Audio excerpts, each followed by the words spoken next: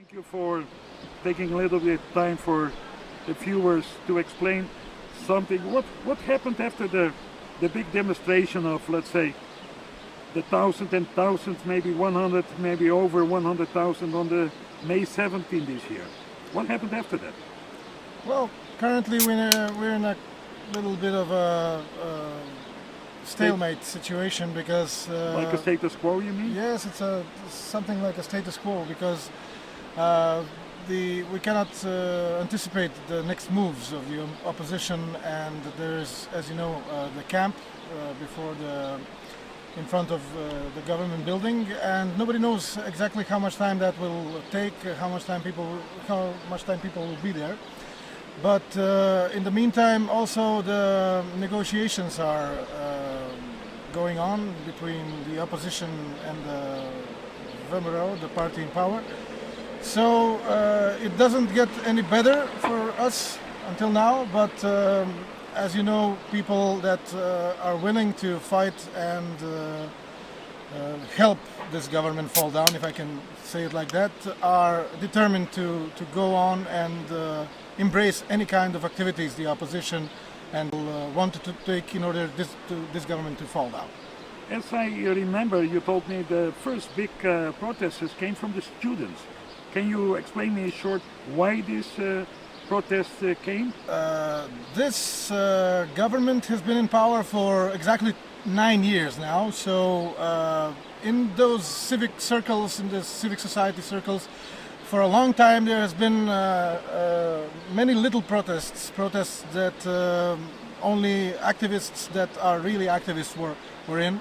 Like a couple of hundred people were always out on those protests, but we were always wondering why, because there are many big groups of people in this society that this government has done very bad things to. Why there weren't any big protests? The students last December were the first major group in society that started gathering in large numbers. They opposed this reform of higher education reform, which the government wanted to include an external reform for all students. So the government would practically go into the universities and people from the Ministry of Education to come into the universities and check all the exams, check all the final exams, and do an external kind of inquiry into the universities, which is not regulated. It is regulated, actually. It's prohibited by the Constitution, which says that the university it's autonomous from the state. Independence. Yes, and the state must not come into the university and do their reform there. The students didn't want to take this, didn't want to participate in this, so they started big demonstrations. They had 3 or 4 very large marches with more than 10,000 people. So they were really the first big group, the first major group of society that started this on. After that, many other groups of society became encouraged, so they joined the protests, and that led to the big protest of May 17th, on which all of the opposition, all of the non-government organizations, students and everyone participated, and that's why we had such a large number of people on the streets that day. Okay, the other thing is I wanted to ask your personal opinion about was because SDSM, the Social Democrat Party of Macedonia, which is the largest opposition party, right, in Macedonia, they start to release the so-called bomba, or the bumps, the wiretaps from telephone conversation. But as far as I know, that was already known that they had those audio tapes, those things, Yes. in October 2014. What can be the reason that it was so late produced in open? If you know the situation in Macedonia, if you live here, you know that many of those things that appear now on those wiretap conversations, on those released audio tapes, were actually known in the public. The public was aware of that. Now the tapes are only confirmation or evidence that those things happened. I don't know why they didn't publish them early. As a matter of fact, Mr. Zaev, the president of the opposition party, announced as early as August that he has something like a bomb. He didn't say what it was. He didn't say he has those tapes, but he said we have a bomb and we're going to release it. Why they waited so long, I don't know. There is one theory and one thing they are explaining about this. They say there were so many tapes, we had to listen to them all and then select them all, so it was a work for about 100 people in the party. So they needed those months in order to check those tapes and finally release them. They started releasing them in February, I think. So many people in Macedonia had reserves about that kind of strategy from the opposition party, because we didn't want to wait anymore for someone to get and to publish evidence for the criminals done by this government, because we all knew that Sasha Mijalkov was the secret chief of the state. We all knew that the Minister of Interior, Jankulovska, was doing inappropriate things in power, but we didn't have the evidence. So we all wanted to see with our own eyes and hear with our own ears the evidence. Yes, the confirmation of everything that happened. Now, as we are speaking about, if we are speaking about the things being released, those conversations, there has also been between the opposition and the government a dispute over who recorded those tapes. And by now, in my own opinion, there is no proof that what the government claims, that those were actually recordings made by its foreign secret service states, because if it was a foreign secret service, I'm sure the government would so far publish the name of the country from which the foreign secret service comes, and also they would try to. The other line of defense for the government has been that some of those recordings have been cut, rearranged, that it's practically a montage, which would be easily determined by some studio or an agency or anyone who is independent and can easily determine whether it's a real conversation or whether it's been cut. Well, there are known laboratories, right? Yes, Audio yes. laboratories that could check those tapes. Is Why it true that Ali Ahmeti, the coalition partner of the Femrio DPMA, recognized that the tapes were in fact true? In a recent interview, there has been a lot of mixed signals from the Albanian partner, the party, DUI, in the government. And in the past, that party has been always seen in the Macedonian public as a party who is with a large influence from the United States and the people from the countries of the European Union. So they have been mixed signals. From one side, they are staying in the government. They are still a part of the government. And on the other side, many high officials of the party, including the president, Ali Ahmeti, has told some things that, said some things that really don't go in favor of the government. As was this thing you mentioned the other day in an interview, he practically said that it's true, the recordings are real. So that practically means that he is acknowledging that his government partner has done very criminal things in the past.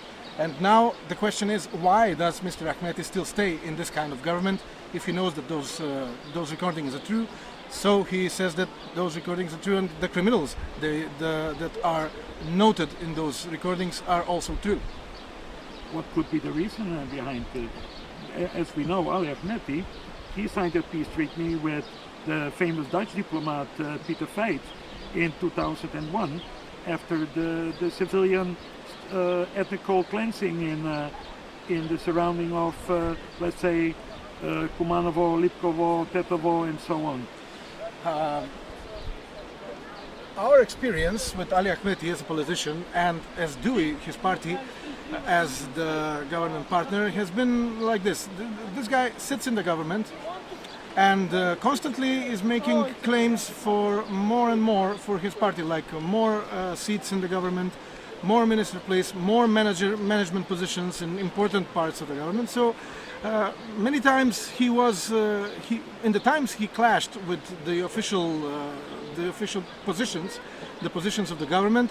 This was always seen as his way of getting something more from his coalition partners. So this time it doesn't look that way, because he knows that the government is in such a bad position, and now the negotiations are going on to form some kind of technical government in which we don't know whether Gruevski will still stay in his position.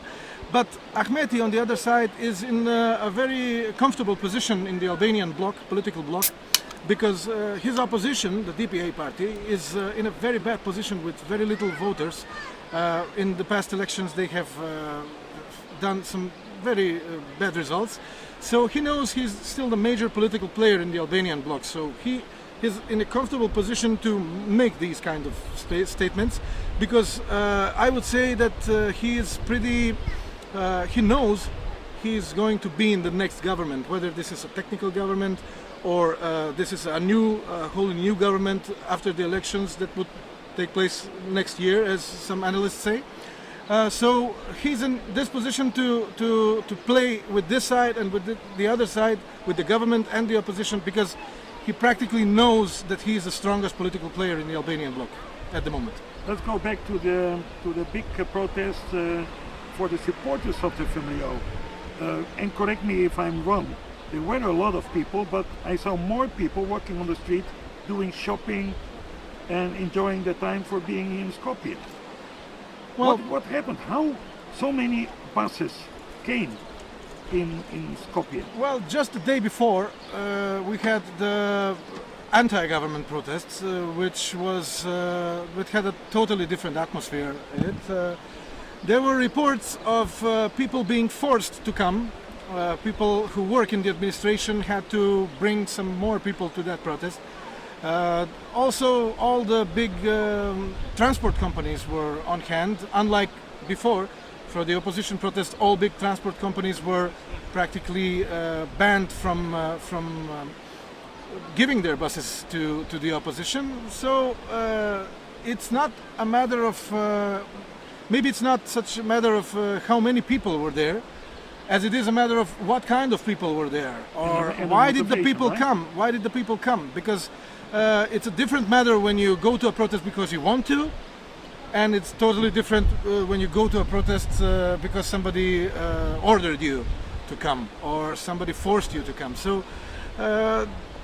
if you remember, back in history, all big dictators made really big rallies, massive rallies, only days or weeks or months before they fell. So like Ceausescu's meeting, the biggest meeting in his entire history, was just days before his fall. Yeah. Or Slobodan Milosevic made also in 2000, in the year 2000, we know that the revolution was in Serbia October 5th.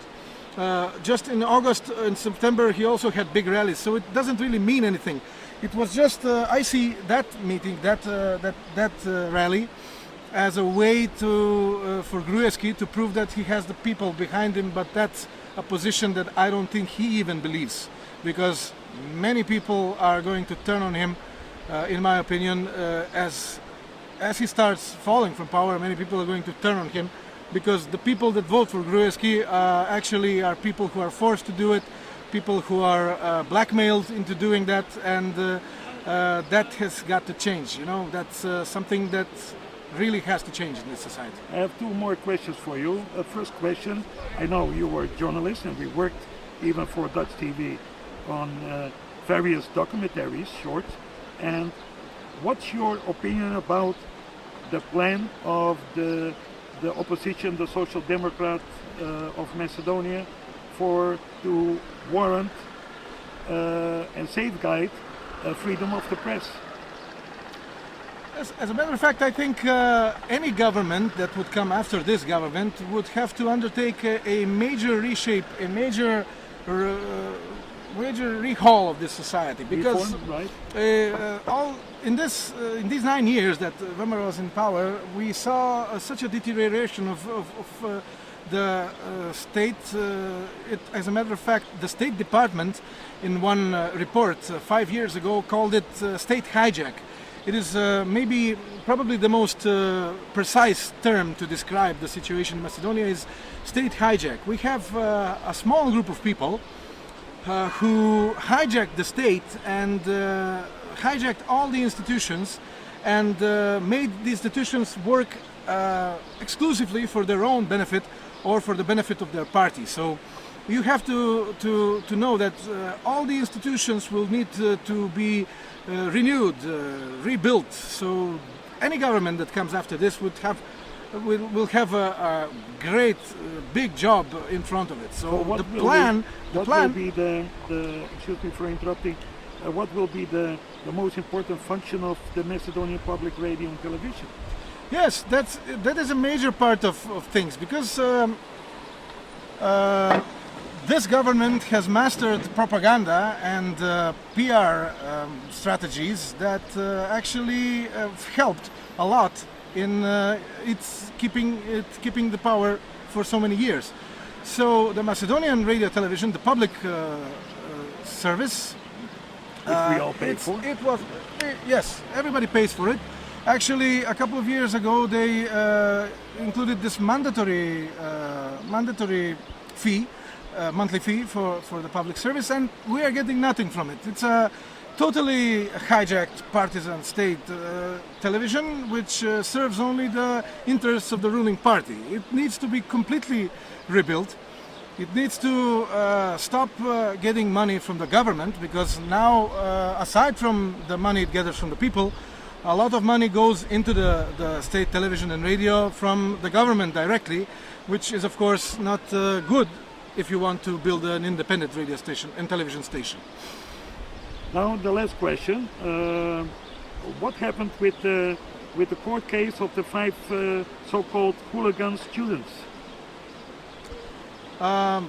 It's interesting to see that, like in many cases before, the judiciary, which is also completely in hands of the government, in government hands, the judiciary works very efficiently and concludes all trials very, very fast, only when those trials are against people who are against the government. So, like in many cases before, there were some students that were arrested for